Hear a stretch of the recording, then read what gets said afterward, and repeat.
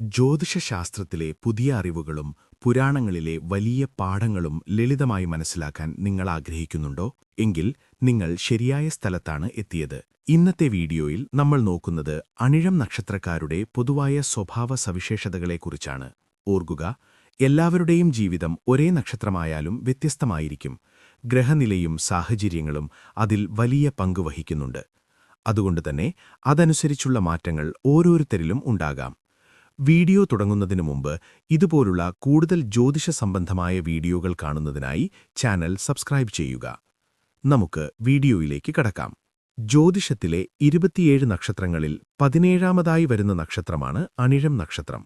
ഈ നക്ഷത്രം വൃശ്ചികം രാശിയിലായിട്ടാണ് നിൽക്കുന്നത്. അനിഴം നക്ഷത്രത്തിന്റെ അധിപൻ എന്നു പറയുന്നത് ശനിയാണ്.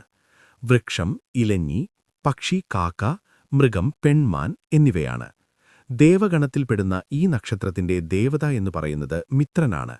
അതുകൊണ്ടുതന്നെ പെട്ടെന്ന് മറ്റുള്ളവരോട് സഹകരിക്കാനും സൗഹൃദമൊക്കെ കൊണ്ടുപോകാനുമൊക്കെ ഈ നക്ഷത്രക്കാർക്ക് പെട്ടെന്ന് സാധിക്കുന്നു. അനിഴം നക്ഷത്രത്തിന്റെ ചിഹ്നത്തെ സൂചിപ്പിക്കുന്നത് താമരപ്പൂവാണ്. ഈ നക്ഷത്രക്കാർ ബുദ്ധിസാമർഥ്യമുള്ളവരും കഠിനാധ്വാനികളും കാര്യങ്ങൾ സാമർഥ്യത്തോടെ ചെയ്യുന്നവരുമായിരിക്കും.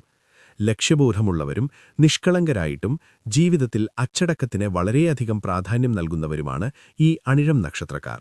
ചെറിയ കാര്യങ്ങൾക്കു പോലും പെട്ടെന്ന് ടെൻഷനാവുക, അല്ലെങ്കിൽ പെട്ടെന്ന് പ്രകോപിതരാവുക, അസൂയ, സ്വാർത്ഥത എന്നിങ്ങനെയുള്ള ചില നെഗറ്റീവ് സ്വഭാവങ്ങളും ഈ നക്ഷത്രക്കാർക്കുണ്ടാവാം.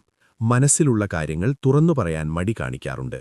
അതുകൊണ്ടുതന്നെ പല മിസ്അണ്ടർസ്റ്റാൻഡിങ്ങും ഇവരുടെ ഇടയിൽ സുഹൃത്തുക്കളായിട്ടും ബന്ധുമിത്രാദികളായിട്ടും അഭിപ്രായ വ്യത്യാസങ്ങളൊക്കെ ഇവരുടെ ലൈഫിലേക്ക് വന്നുചേരുന്നതും ഈ നാളുകാരുടെ ഒരു പ്രത്യേകത തന്നെയാണ്. മഹാവിഷ്ണു, മഹാലക്ഷ്മി എന്നിവരെയാണ് ഈ നക്ഷത്രക്കാർ കൂടുതലായിട്ട് ആരാധിക്കേണ്ടത്. ഓം മിത്രായ നമഃ എന്നു ജപിക്കുന്നതും എല്ലാ ശനിയാഴ്ച വ്രതങ്ങളെടുക്കുന്നതും ഈ നക്ഷത്രക്കാർക്ക് നല്ലതാകുന്നു. വീഡിയോ ഇഷ്ടപ്പെട്ടാൽ ലൈക്ക് ചെയ്യുക. ശുഭവാർത്തയ്ക്കായി ഓം നമോ നാരായണായ എന്ന് കമന്റ് ചെയ്യുക. നന്ദി.